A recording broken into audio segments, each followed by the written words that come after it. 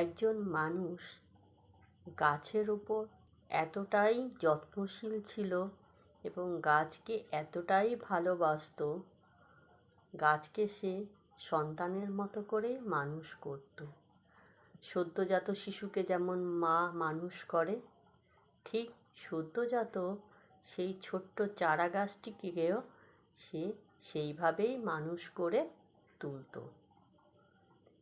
তার বউ হঠাৎ তার কি মনে হলো, তাকে বলে উঠল, তুমি যে সারাদিন এই গাছের পেছনে কাজ করো, গাছ তোমাকে কি দেবে শেষ বয়সে?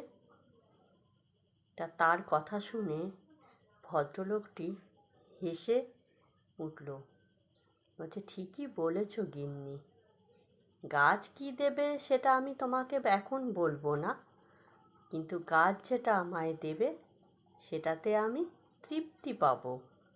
নিজের হাতে যত্ন করা জিনিস যখন ছোট্ট একটা জিনিস দিয়ে ভরিয়ে দেবে না, সে ভালোবাসার পাওনা অনেক বেশি থাকবে তোমার গাড়ি বাড়ির চাহিদার থেকেও।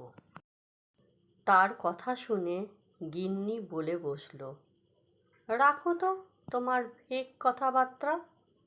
দেখো তো, তুমিও তো এই গাছগুলোকে এত যত্ন করছো, আর যে গাছগুলো যত্ন ছাড়াই বড় হয়ে ওঠে তারা মনে হচ্ছে এত যত্ন পায় কারো। তখন সে বলল,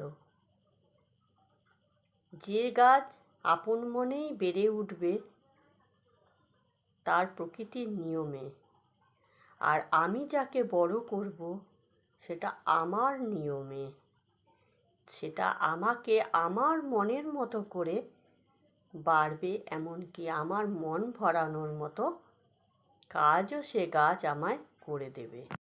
আবারও গিন্নি তার কথা শুনে বলল, হ্যাঁ, গাছ তোমাকে বুঝি খাবার দেবে, গাছ তোমাকে বুঝি তোমার চাহিদা মেটাবে, হ্যাঁ, অমন কথা সবাই বলে থাকে।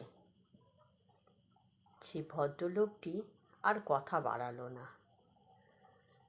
যে গাছকে তুমি নিজে হাতে তৈরি করবে তার প্রতি তুমি আশা রাখো বা না রাখো, সময় হতে দাও, সে তোমায় কি দেবে একটু তো ধৈর্য ধরে বসে থাকো।